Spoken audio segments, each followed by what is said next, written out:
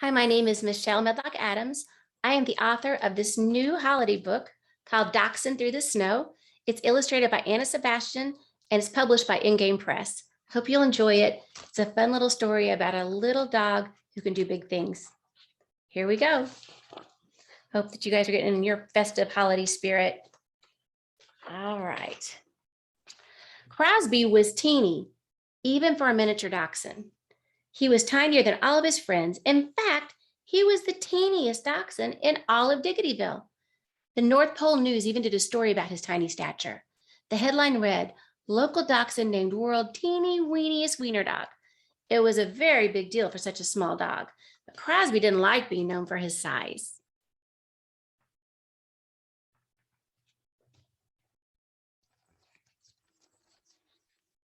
He wanted others to notice him for something else, anything else.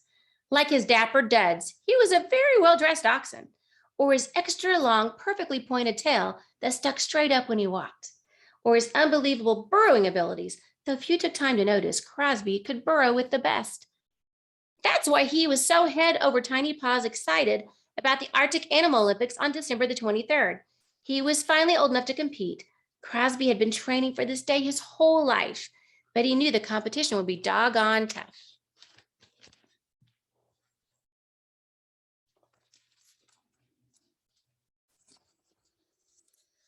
Finally, it was race day. As Crosby stood in line to register, he sized up the competition. Harriet, last year's Burrow Blitz gold medalist, was stronger than ever and back for more. I wonder if I can beat her, Crosby thought, but his thoughts were interrupted by Bo, who was mean, even for a Wolverine. "What are you doing here?" Bo growled. "You really think you can beat me?" "I'm sure gonna try," Crosby replied. "But you're so tiny," Bo teased. "Look at this teeny weeny wiener dog. He thinks he can win. Ha ha ha. Tee hee hee."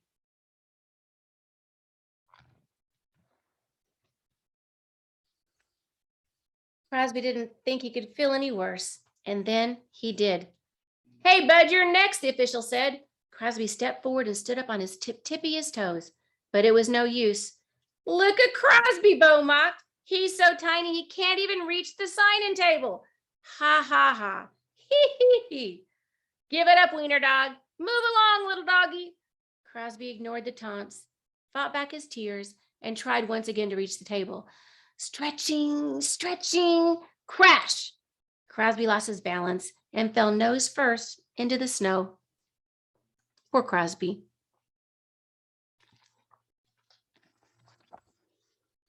Hearing the long line of laughter, Crosby dug down deeper into the snow. He dug and dug and dug.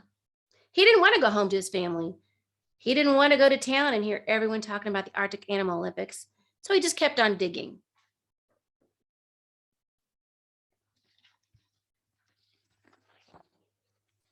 Crosby burrowed so fast and so far that he had no idea a snowstorm had blown in.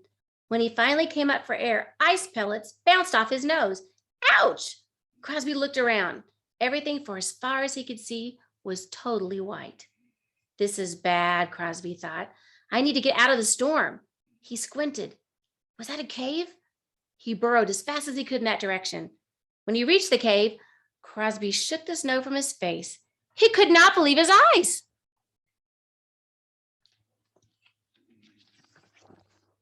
"Santa?" "Hello, Crosby," the big man in red said. "Boy, are we glad to see you." Crosby looked deeper into the cave and saw that Santa wasn't alone. There stood Dasher and Dancer, Prancer and Vixen, Comet, Cupid, Donner, and Blitzen. "Hey, aren't you guys missing a reindeer?" Crosby asked. "Yes," Santa explained. "We gave Rudolph the day off to rest up for Christmas Eve. We had no idea we'd get caught in a snowstorm. We were running some last-minute errands when the snow turned to ice." Santa continued. "It got so bad we could no longer see, and that's how we ended up here."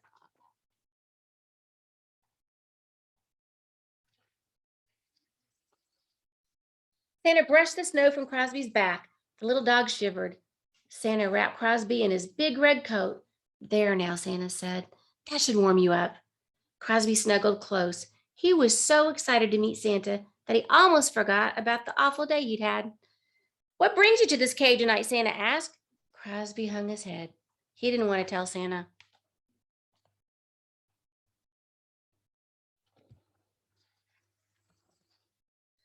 The little dog shared of his big dreams to burrow his way to a gold medal in the Arctic Olympics. I was finally old enough to compete, Crosby continued. I don't know what I was thinking. Bo was right. I'm too tiny to compete. I wasn't even tall enough to sign in. They all made fun of me, especially Bo. Well, I'm not surprised, Santa said. After all, Bo is on the naughty list. The naughty list includes Sienna Sil, Wyatt Walrus, Bo Wolverine, Wanda Wolf, Sadia Snow Owl, Perry Penguin, Fabian Arctic Fox, and Poncho the Polar Bear. You know, Crosby, what you might see as a bad thing could actually be a great thing. Crosby raised his ears. I seem to remember a reindeer who was a little different, Santa said. All the other reindeer made fun of him because of his big, red, wonderful nose. Crosby's tail wagged just a little. And now Rudolph leads my sleigh around the world every Christmas Eve.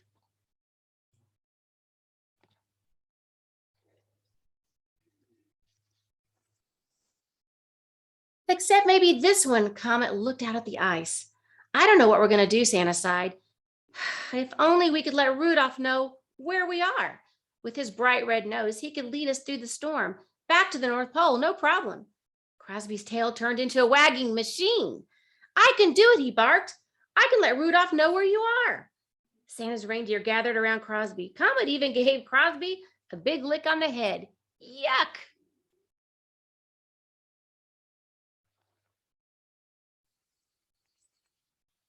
I was born to burrow, Crosby said. I can make it to the North Pole. I can do it. I know you can, Santa said. Ho, ho, ho, Crosby, go, go, go. With that, Crosby burrowed at full speed toward Santa's workshop. Crosby dug deeper as the snow picked up. His stomach growled. His little legs cramped, but Crosby pressed on. Santa needs me, he thought. Christmas must be saved.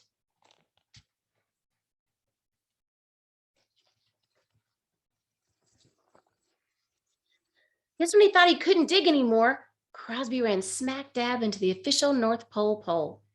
Santa's head elf picked him up. Hey, little guy, are you lost? No, sir, Crosby said. Santa sent me. Take me to Rudolph. When Rudolph heard the story, he fired up his nose, put Crosby on his back, and headed for the cave. Before long, the daring deer dachshund duo arrived. You did it, Santa cheered. Crosby, you have saved Christmas. No time to waste. Let's go, team, back to the North Pole. We need to load up the sleigh, up, up, and away. Crosby burrowed one last time right into Santa's warm, fluffy coat before falling fast asleep.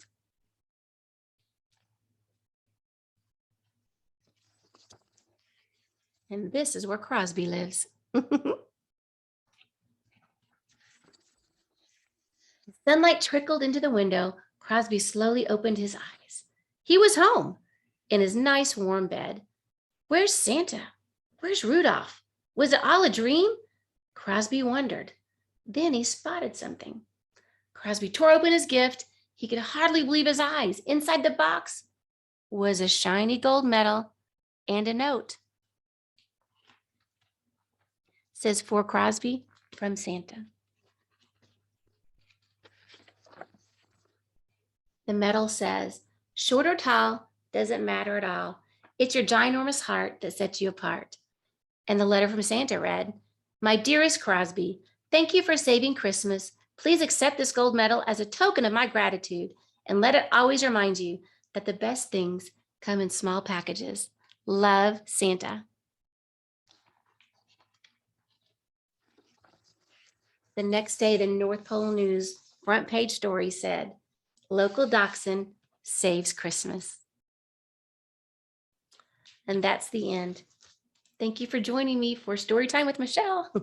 And I hope you'll enjoy Dachshund Through the Snow with your family this holiday season. Merry Christmas.